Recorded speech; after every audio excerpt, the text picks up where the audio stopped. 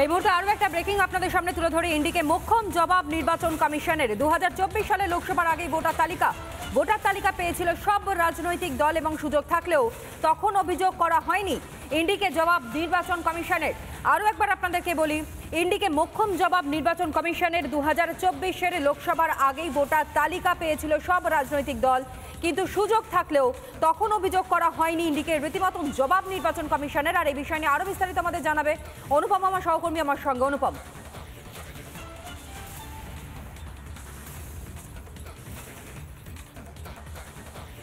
জানিয়ে রাখি যে এই মুহূর্তে বিরোধী রাজনৈতিক দল কেন্দ্রের মূলত তারা একটা অভিযোগ করছেন এই ভোটার তালিকা নিয়ে।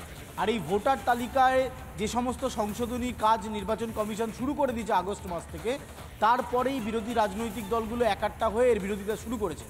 এখন প্রশ্ন হচ্ছে যে 2002 সালে শেষবার জনগণনা হয়েছিল, তারপর নির্বাচন কমিশন ভোটার তালিকা তাদের যে ওয়েবসাইট সেখানে পাবলিশ করে দিয়েছিল। সেই ভোটার তালিকা সমস্ত রাজনৈতিক দলের কাছে ছিল। 2024 লোকসভা নির্বাচনের আগে এই ভোটার তালিকা বিরোধী রাজনৈতিক দলগুলোর কাছেই ছিল। কমিশনের প্রশ্ন হচ্ছে যে যদি সত্যি ভোটার তালিকা নিয়ে কোনো আপত্তি থেকে থাকে, তাহলে 2024 লোকসভা নির্বাচনের আগে কেন এই ভোটার তালিকাগুলো অবৈধ বলে নির্বাচন কমিশনের দ্বারস্থ হলো না বিরোধী রাজনৈতিক দলগুলো? এই প্রশ্ন কমিশন এই মুহূর্তে তুলতে শুরু করে দিয়েছে। যখন কমিশনকে প্রশ্নের মুখে পড়তে হচ্ছে যে এসআইআর হয়েছে, সংশোধনীর কাজ চলছে, সেখানে যারা ভ্যালিড ভোটার তাদের নাম বাদ দেওয়া হচ্ছে, তখন কমিশনও চুপ করে বসে নেই। কমিশনও পাল্টা বলতে শুরু করে দিয়েছে যে যদি ভোটার তালিকা সংশোধনটা ভুল হয়, তাহলে 2019 আগে বা 2024 আগে, এই দুটো লোকসভার আগে বিরোধী রাজনৈতিক দলগুলো তো সুযোগ পেয়েছিল যে এই ভোটার তালিকা নিয়ে নির্বাচন কমিশনের দ্বারস্থ হতে, এবং তারপর সেই ভোটার তালিকা অবৈধ বলে প্রমাণ করে দরকার হলে সুপ্রিম কোর্টে গিয়ে এর বিচার চাইতে পারত। আজকে যখন গোটা দেশ জুড়ে এসআইআরের মতন এত বড় একটা কাজ হচ্ছে, যেখানে অবৈধ ভোটার যারা বিভিন্ন দেশ থেকে ভারতবর্ষে এসছে অবৈধভাবে, সেই সমস্ত অবৈধ ভোটারের নাম বাদ দেওয়ার কাজ যখন কমিশন করছে, তখন বিরোধী রাজনৈতিক দল, সেটা কংগ্রেস হোক, সেটা তৃণমূল কংগ্রেস হোক, তারা আপত্তি জানাচ্ছে।